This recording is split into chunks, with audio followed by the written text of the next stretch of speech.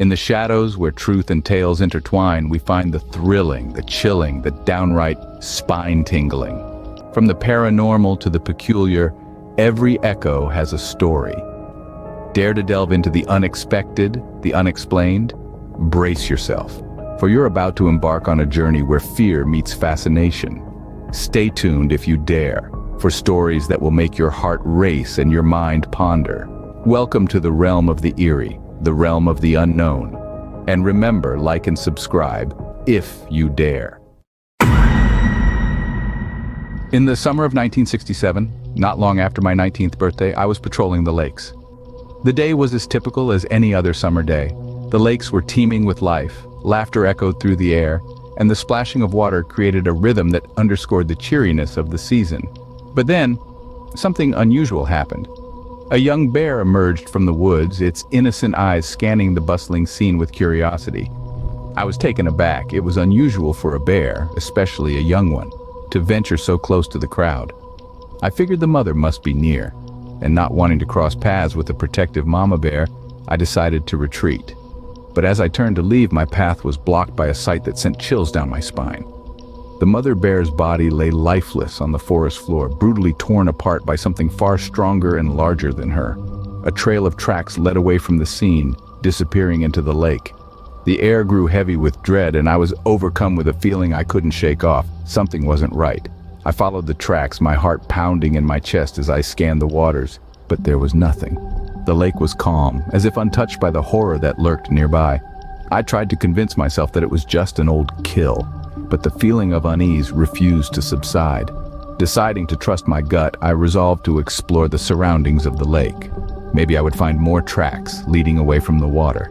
Maybe I would find whatever had caused this tragedy. So, with a heavy heart and the lingering feeling of dread, I began my journey around the lake.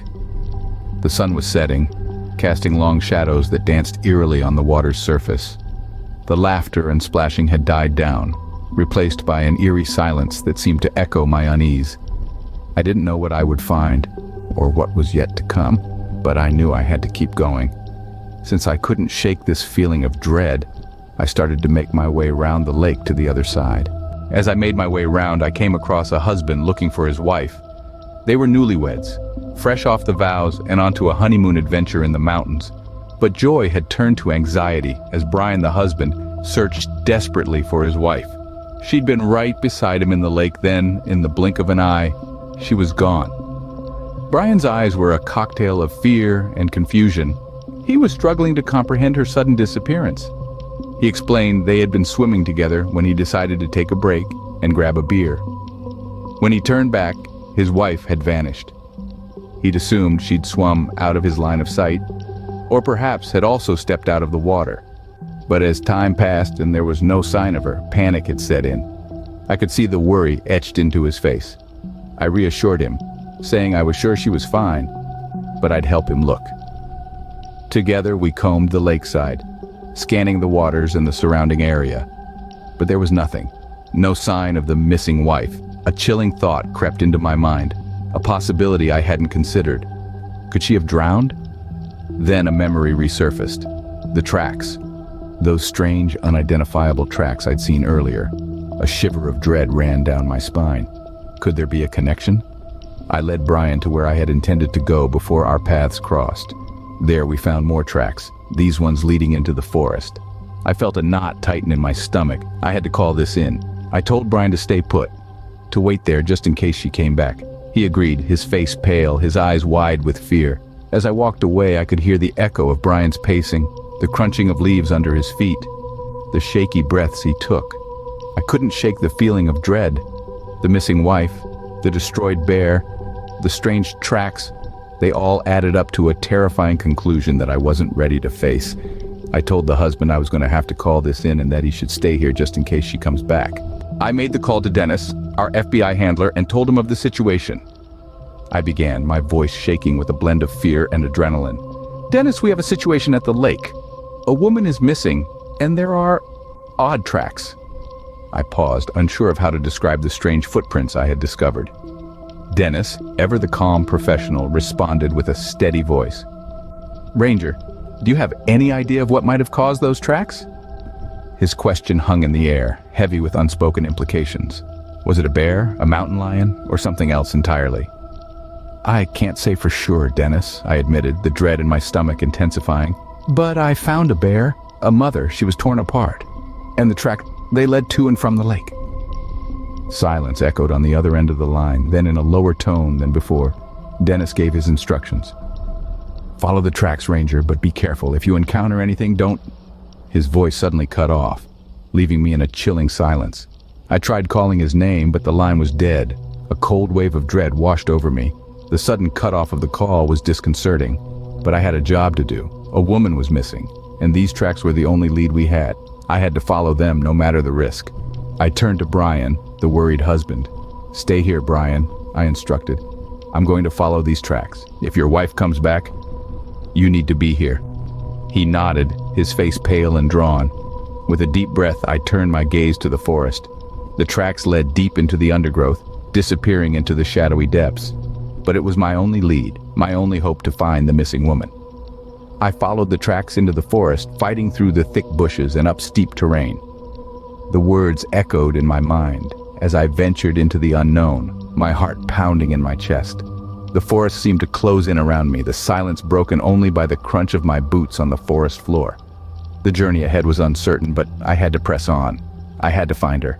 Eventually I got to a river where the tracks stopped. I assumed whatever it was, used the river to mask its tracks. The river, a winding ribbon of water, was my only guide now. I followed the current, my heart pounding with every step. The trees loomed above me, their branches reaching out as if they were trying to pull me into their dark embrace. The air was humid and heavy, filled with the smell of wet earth and the distant roar of the waterfall. As I pushed through the underbrush, the sound of rushing water grew louder. The river led me to a clearing where the waterfall cascaded down, a stunning spectacle of nature's raw power.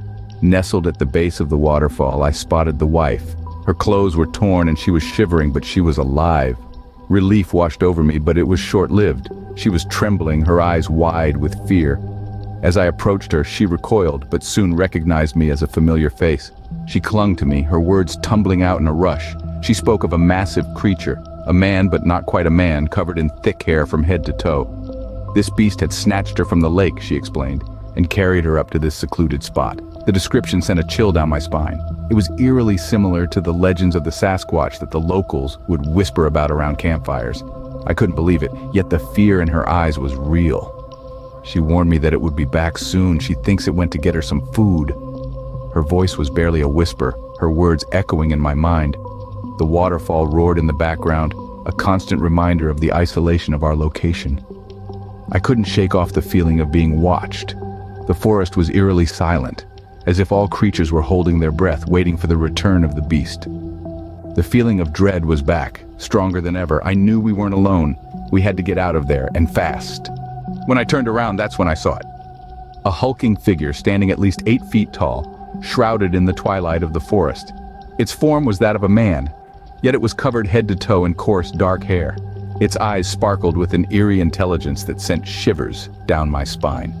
The air around us seemed to thicken, filled with a primal fear that resonated within my very core. Its massive chest heaved with each breath it took, and I could see the muscles rippling beneath the mat of hair. Its long arms ended in hands that were more akin to claws, tipped with wickedly sharp nails. Its face, partially obscured by the hair, bore an expression of curiosity mixed with aggression.